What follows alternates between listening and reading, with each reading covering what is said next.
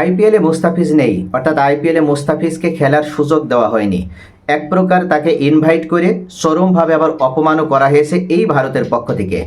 যদিও শেষ পর্যন্ত বিসিসিআইয়ের পক্ষ থেকে জানানো হয়েছিল যে আমরা এটার সাথে জড়িত নাই, এখানে অথরিটি যারা, কর্তৃপক্ষ যারা, তারাই ডিসিশন নিয়েছিল। এক প্রকার শৃঙ্খলা রক্ষার জন্য তারাই ডিসিশনটা নিয়েছিল, যে কারণে মুস্তাফিজকে আইপিএলে এবার দেখা যাবে না।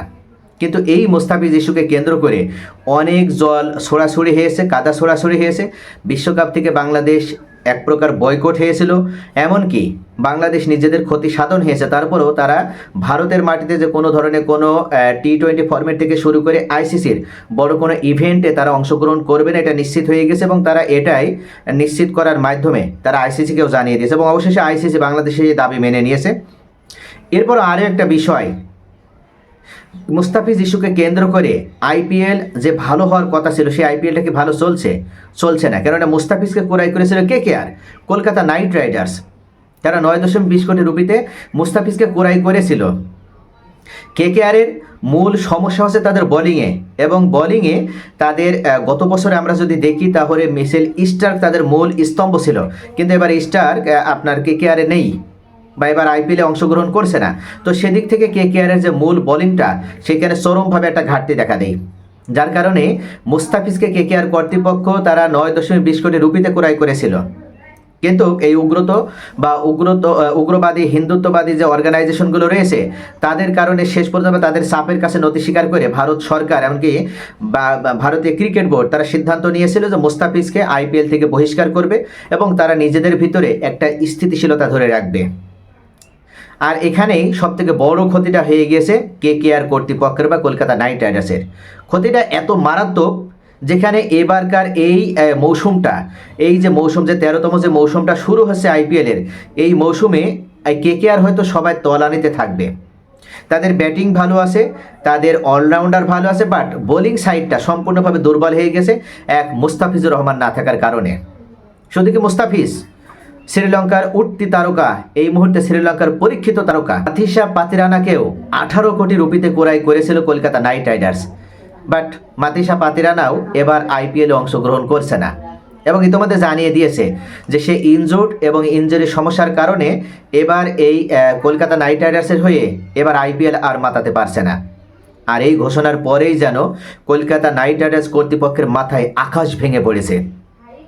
মুস্তাফিজ এইবার আইপিএলে না থাকার কারণে, কেকেআর হয়ে না খেলার কারণে যে সমস্যাটা তৈরি হয়েছিল সেটা হয়তো রিকভার করা যেত, কেননা মুস্তাফিজের পরিবর্তে সেখানে মোজারাবানিকে নেওয়া হয়েছিল। জিম্বাবুয়ের এই উঠতি তারকা, 6 ফুট 8 ইঞ্চের এই উঠতি তারকা মোজারাবানি, সেও কিন্তু ভালো ক্যারিশমা দেখিয়েছে, এবং এবার এই টি-20 বিশ্বকাপে, ভারতের মাটিতে টি-20 বিশ্বকাপে সে কিন্তু সর্বোচ্চ উইকেট শিকারীদের ভিতরে 1 নম্বরের কাছাকাছি ছিল। অর্থাৎ যদি জিম্বাবুয়ে সেমিফাইনালে উঠতো, এমনকি ফাইনাল খেলতো, তাহলে শেষ পর্যন্ত উইকেট টেকিংয়ে ব্লেজিং মোজারাবানি সবার উপরে থাকতো। তো সেটা হয়নি, তারপরেও সে যথেষ্ট ক্যারিশমা দেখিয়েছে যে সে আসলে কি করতে পারে, তার যোগ্যতা কতটুকু আছে। আমরা যদি পরিসংখ্যান এখনো পর্যন্ত দেখি, তাহলে মুস্তাফিজের ধারে কাছেও কিন্তু ব্লেজিং মোজারাবানি নয়। তারপরও মুস্তাফিজের পরিবর্তে মোজারাবানি যথেষ্ট একটা আপনার অল্টারনেটিভ হতে পারত। কোনো রকমে দুধের স্বাদ ঘোলে মেটানো যেত, এটা কেকেআরের জন্য একটা ভালো অপশন ছিল। আমরা যদি পরিসংখ্যানটা দেখি, তাহলে মুস্তাফিজ এখন পর্যন্ত কিন্তু 128টি টি-20 ম্যাচ খেলেছে আন্তর্জাতিক, এবং সেখানে তার উইকেট সংখ্যা 156টি। তার ইকোনমি যদি দেখি আমরা, তাহলে 7.14, অসাধারণ একটা ইকোনমি। আর ব্লেজিং মোজারাবানি যদি আমরা দেখি, তাহলে সে এখন পর্যন্ত 84টি টি-20 ম্যাচ খেলেছে আন্তর্জাতিক ইন্টারন্যাশনাল পর্যায়ে, এবং উইকেট সংখ্যা তার 96, এবং তার গড় 7.28। তো সব মিলিয়ে খুব একটা যে দূরত্ব রয়েছে তা কিন্তু নয়। অভিজ্ঞতার দিক থেকে মুস্তাফিজ এগিয়ে, কিন্তু পরিসংখ্যানগত দিক থেকে আমরা যদি দেখি বা আপনার পারফরমেন্সের দিক থেকে, তাহলে কিন্তু ভালো লেভেলে এগোছে দুজন কাছাকাছি। তো সেদিক থেকে মুস্তাফিজের পরিবর্তে ব্লেজিং মোজারাবানি অন্তত যেটা বলে না যে আমরা দুধ তো পেলাম না, তা অন্তত ঘোল খেয়ে স্বাদটা মেটাই। অর্থাৎ মুস্তাফিজকে পেলেও না, কিন্তু তারপরে তারা মোজারাবানিকে নিয়েই এই আসরটা তারা শেষ করতে চেয়েছিল। তারা ভেবেছিল যে মোজারাবানি হয়তো মুস্তাফিজের একটা ভালো অল্টারনেটিভ হবে, কিন্তু আসলে এই মোজারাবানির উপরও এখন আর কেকেআর বিশ্বাস করতে পারছে না, আস্থা ধরে রাখতে পারছে না। আজিঙ্কা রাহানে সরাসরি জানিয়ে দিয়েছে যে আপনারা এটা আমাদের জন্য কি করলেন, আপনারা আপনাদের সুবিধার কথা বিবেচনা করলেন, কিন্তু আমরা কেকেআরের সুবিধার কথা একবারের জন্য আপনারা ভাবলেন না।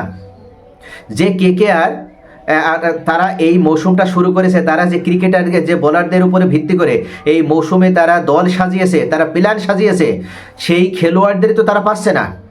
মুস্তাফিজুর রহমানকে পায়নি, এবার তারা মাতিসা পাতিরানাকেও পেল না। আর এর পরে যেন কলকাতা নাইট রাইডার্স তারা অবশেষে তাদের ঘুমন্ত দৈত্যের মতন জেগে উঠেছে। তারা বুঝতে পেরেছে যে তাদের আসল ক্ষতিটা কোথায় হয়ে গেল। এই ক্ষতি কোনোভাবেই এই মৌসুমে আর পোষাবে না। মোজারাবানির কথা উল্লেখ করেছে আজিঙ্কা রাহানে। আমরা মোজারাবানিকে দিয়ে কী করবো? কোথায় মুস্তাফিজ আর কোথায় মোজারাবানি?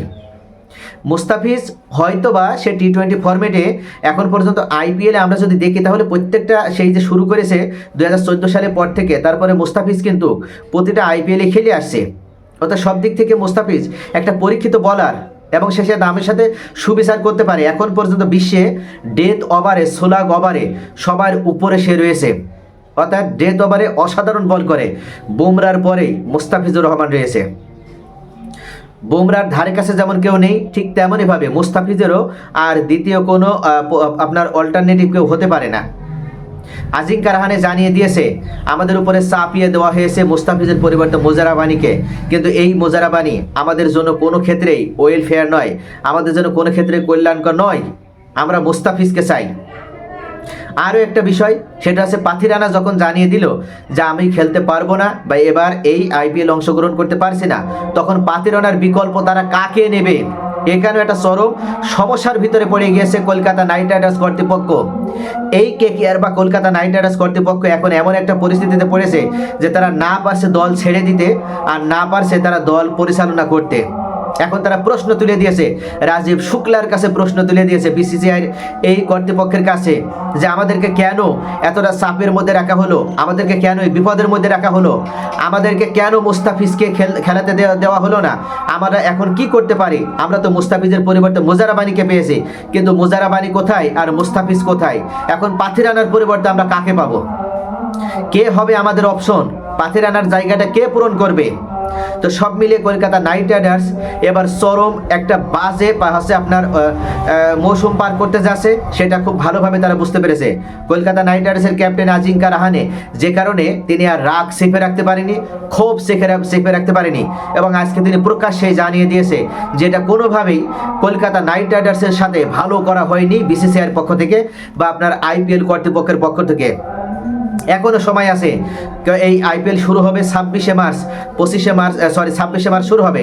হাতে এখনো সময় আছে 5 দিন। এই 5 দিনের ভিতরে অন্তত যেন মুস্তাফিজকে খেলানোর সুযোগ দেওয়া হয়, এটাই আজিঙ্কা রাহানে জানিয়েছে যে এখনো সময় আছে। বাংলাদেশের সরকার পরিবর্তন হয়েছে, হয়তোবা এই মুহূর্তে সরকারের সাথে যোগাযোগ করে যেভাবেই হোক, যদি বিসিসিআই কর্তৃপক্ষ তারা চায়, তাহলে বাংলাদেশ সরকারের সাথে আলোচনার মাধ্যমে মুস্তাফিজকে এখনই ফিরিয়ে নিয়ে আসা হোক। এবং মুস্তাফিজ না থাকলে আমাদের এই মৌসুমে খেলা আর না খেলা একেবারে সমান কথা হয়ে যাবে।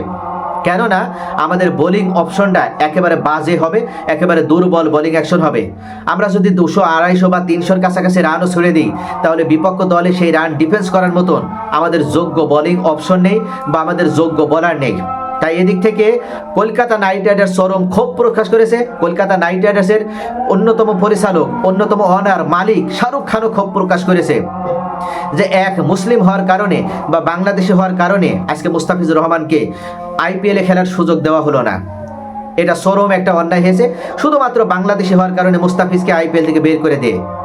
তো প্রিয় দর্শক, যদি এই মুহূর্তে কলকাতা নাইট রাইডার্সের মালিক এবং কর্তৃপক্ষ, এছাড়া আপনার ক্যাপ্টেন থেকে শুরু করে সার্বিক দায়িত্ব যারা রয়েছে, তারা যদি বড় ধরনের একটা আন্দোলন তৈরি করতে পারে, তা বড় ধরনের একটা আপনার দাবি তুলতে পারে বিসিসিআইয়ের কাছে, আইপিএল কর্তৃপক্ষের কাছে, তাহলে এখনও শেষ পর্যন্ত হয়তো বা এই বিসিসিআই বা আপনার আইপিএল কর্তৃপক্ষ তারা বাধ্য হবে বাংলাদেশ সরকারের সাথে আলোচনা করে মুস্তাফিজকে আইপিএলে খেলার সুযোগ প্রদান করতে। আর সেটা যদি হয়, তাহলে এটা এক প্রকার বাংলাদেশের জন্য ভালো হবে, মুস্তাফিজের জন্য ভালো হবে, আইপিএলের জন্য ভালো হবে, আর সব থেকে বড় কথা কলকাতা নাইট রাইডার্সের জন্য ভালো হবে।